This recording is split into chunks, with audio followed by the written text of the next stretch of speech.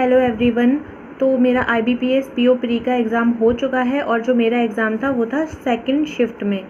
तो मैं इतनी देर से रिव्यू इसलिए दे पा रही हूँ क्योंकि उसका एक ही रीज़न था, वो था ट्रैवलिंग। तो चलिए स्टार्ट करते हैं। इंग्लिश में क्या क्या आया था, एक RC आया था जिसके 9 से 10 क्वेश्चन आए थे, जो कि क्या टॉपिक था जिसका कि एक पर्सन है जो कि न्यूट्रल रहता है, वो ना किसी को फेवर करता है ना किसी की अगेंस्ट में बात करता है, इस तरीके का RC था। इसमें जो क्वेश्चंस थे वो आपके इनडायरेक्टली दे रखे थे, डायरेक्टली नहीं पूछे गए थे, काफ़ी घुमा घुमा के पूछे गए थे। फिर इसमें एक क्या था, हिंज एक वर्ड आया था जिसका सिनोनिम पूछा गया था जो कि था डिपेंड, एंड इसमें एक पोजीशन भी वर्ड था तो उसमें उसका भी सिनोनिम पूछा गया था, एंड उसमें ऑप्शंस थे स्पॉट, इंस्टांस, पोस्ट, रैंक। तो मैंने तो पोस्ट मार्क किया है। और फिर एक वर्ड था कॉन्स्पिक्वस, इसका भी एंटोनिम या सिनोनिम कुछ पूछा था, मुझे याद नहीं है। और इसमें एक phrasal verb I think hold of थी वो, तो उसका पूछा था इसका रिप्लेसमेंट क्या होगा, और इसमें एक फिलर का क्वेश्चन भी था। फिर उसके बाद आए थे आपके एरर के 2 क्वेश्चन जो कि किस तरीके के थे कि आपको 4 सेंटेंसेस दे रखे थे और आपको करेक्ट वाला बताना था। तो इसमें क्या था कि एक का आंसर जो था वो था ऑल करेक्ट। फिर मैच द कॉलम के 2 से 3 क्वेश्चंस थे जो कि इजीली हो जा रहे थे। फिर एक पैराजंबल आया था, 5 क्वेश्चंस थे, 5 सेंटेंसेस वाला, जिसमें एक रिसर्च वाला टॉपिक था। ठीक है। फिर आपको इनकरेक्टली यूज्ड वाला बताना था जिसके 3 क्वेश्चंस थे। तो इसमें एक सिग्निफिकेंट की स्पेलिंग रॉन्ग थी एंड मैनर की स्पेलिंग रॉन्ग थी। फिर आपके फिलर्स के 2 से 3 क्वेश्चन आए थे और इसमें आपका एक का आंसर था एसोसिएटेड। ठीक है, तो जिसने किया होगा वो बताना। एंड ABCD इस टाइप का जो पैराजंबल होता है ना, तो उसके 2 क्वेश्चन आए थे। तो जो इंग्लिश में मेरा अटैम्प्ट है 20 हुआ है। फिर आया आपका क्वांट में जो था उसमें 5 अप्रॉक्सीमेशन आए थे जो कि एकदम इजी थे। 5 से 6 क्वाड्रेटिक आई थी जो कि सब ने कर ली होंगी। एंड फिर आपका असली गेम स्टार्ट हुआ जो कि था DI और अर्थमेटिक में। एक बार ग्राफ आया था, वो किस तरीके का था कि आपको P और Q 2 मेंबर दे रखे थे, उसमें आपको राइस, फ्लोर, सॉल्ट इस तरीके से डेटा दिए हुए थे। डेटा जो था डायरेक्टली दे रखा था आपको, और इसमें जो क्वेश्चंस थे वो ज़्यादा ट्रिकी नहीं थे, ठीक थे, हो जा रहे थे वो। ठीक है। उसके बाद जो ट्रिकी DI थी वो कौन सी थी, ये टैबुलर DI जो थी, ये वाली DI जो थी ये आपकी ट्रिकी DI थी। इसमें क्या था, आपको 4-5 मेंबर दे रखे थे, उनकी एक शॉप है जिसमें वो कुछ केक बेक करते हैं। 2 तरीके के केक है, चॉकलेट केक, वनीला केक। और तो कितने केक सोल्ड हुए उनका परसेंटेज दे रखा था और नंबर ऑफ चॉकलेट केक दे रखे थे। तो इसमें डेटा भी इनडायरेक्टली दिया था और क्वेश्चंस जो थे इसमें काफ़ी घुमा घुमा के पूछे गए थे। ठीक है।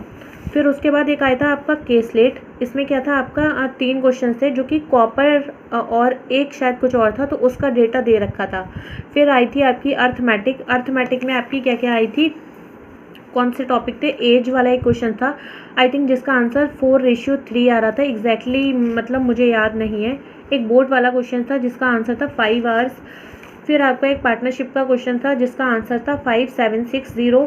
एंड एक मेंसुरेशन का क्वेश्चन था क्यूब वाला जिसमें 3 क्यूब दे रखे थे एंड क्यूबॉइड दे रखा था, तो उसमें टोटल सरफेस एरिया पूछा हुआ था तो उसका आंसर जो था 216। एंड एक प्रॉफिट एंड लॉस के ऊपर भी एक क्वेश्चन था, SI/CI के ऊपर भी क्वेश्चन आया था, टाइम, स्पीड, डिस्टेंस के ऊपर भी क्वेश्चन था, मिक्सचर के ऊपर भी क्वेश्चन आया था। तो मैंने जो क्वांट में अटैम्प्ट किए हैं वो किए हैं 22। फिर रीजनिंग आया, तो रीजनिंग में क्या क्या आया था, 3 सिलॉग के क्वेश्चन आए थे, 3 इनइक्वालिटी के क्वेश्चन आए थे, और एक आपका वर्ड आया था क्वालिफायर जिसमें आपको पेयर बताने थे। तो इसमें एक पेयर आ रहा था, शायद यही वर्ड था। फिर एक क्वेश्चन था वॉबल में +1 कर दो, कॉन्सोनेंट में -1 कर दो, फिर अल्फ़ाबेटिकल सीरीज़ में जो N के बाद आते हैं उनको रिमूव कर दो, एंड फिर राइट से थर्ड वाला बता दो, तो उसका आंसर था J। एक क्वेश्चन था ऑड वन आउट फाइंड करना है, तो उसमें आपको जो लेटर की प्लेस वैल्यू थी उनके बीच 2 का डिफरेंस, 6 का डिफरेंस, 1 का डिफरेंस आ रहा था, तो एक ऑड वन आउट बताना था। ठीक है। फिर आपके फ्लैट फ्लोर के आपके 5 क्वेश्चन आए थे, तो इसमें मेंबर्स थे, 3 फ्लोर थे, 6 आपके तीन फ्लोर थे, 6 टोटल फ्लैट हो गए, 6 मेंबर बैठे हैं उनमें और कलर्स अरेंज करवा रहा था। 5 क्वेश्चन आए थे इसके और इसमें एक क्वेश्चन था कि इसके ऊपर कौन है।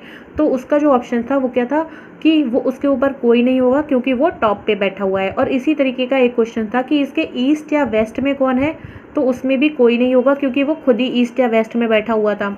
ठीक है। फिर आया था डबल रो जिसमें 14 मेंबर्स आपको दे रखे थे, 2 रो दे रखी थी इस तरीके से कि ABCD आपको नॉर्थ में फेस कर रहे थे, PQRS ये सब साउथ में फेस कर रहे थे।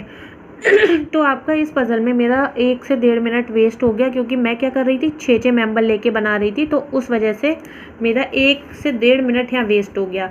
फिर एक कैटेगरी वाली पज़ल थी जिसमें आपका क्या था, 3 कंट्रीज़ दे रखे हैं, चाइना, जापान, जर्मनी, और 9 मेंबर्स को अरेंज करवा रहा था इनमें। ठीक है। फिर उसके बाद एक डायरेक्शन वाली पज़ल आई थी जिसमें क्या था कि आपको 2 मेंबर दे रखे हैं, 4-4, 5-5 लाइन की कंडीशन दे रखी थी, फिर उनको कंबाइन करना था, तो 3 क्वेश्चन दे रखे थे इसके। फिर आए थे आपके अनसर्टेन के आपके 3 से 4 क्वेश्चन थे और फिर एक पजल थी प्रोडक्ट परचेज वाली, तो इसके 5 क्वेश्चन थे। तो जो रीजनिंग में मेरे अटैम्प्ट हुए हैं वो हैं 24। तो इस तरीके से जो मेरा अटैम्प्ट हुआ है वो कितना हुआ है, इंग्लिश में 20 एंड क्वांट में 22, रीजनिंग में 24। तो टोटल जो मेरा अटैम्प्ट हुआ है वो जो कि 66।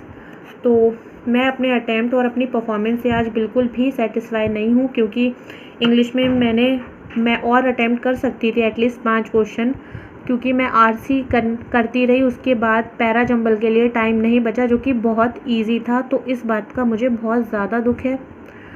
तो और क्वांट में भी मैं 2-3 क्वेश्चन और कर सकती थी और रीजनिंग में भी 2-3 और कर सकती थी। मैं एंड में डायरेक्शन वाला मैंने बना लिया था बट मैं उसका 1 क्वेश्चन ही मार्क कर पाई, 2 क्वेश्चन मार्क नहीं कर पाई।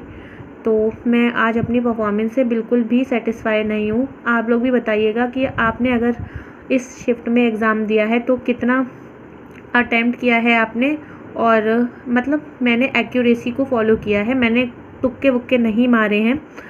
तो चलिए देखते हैं फिर क्या होता है। एंड जिन लोगों का भी कल एग्ज़ाम है तो उनके लिए मैं बस एक ही बात बोलना चाहूँगी कि आप जो क्वेश्चन को सिलेक्ट करोगे वो बहुत सोच समझ के करना, उन क्वेश्चन को ही पिक करना जो जल्दी हो पाते हैं एंड जिनमें आप कॉन्फिडेंट हो, क्योंकि क्वेश्चन का selection is equal to your selection. तो क्वेश्चन का सिलेक्शन बहुत ही इंपॉर्टेंट रहेगा आपके सिलेक्शन के लिए। तो मैं बस यही बोलना चाहूँगी। बाकी अगर रिव्यू जेन्युइन लगा हो तो वीडियो को लाइक कर देना एंड चैनल को सब्सक्राइब कर देना। तो मिलते हैं फिर नेक्स्ट वीडियो में। Thank you everyone.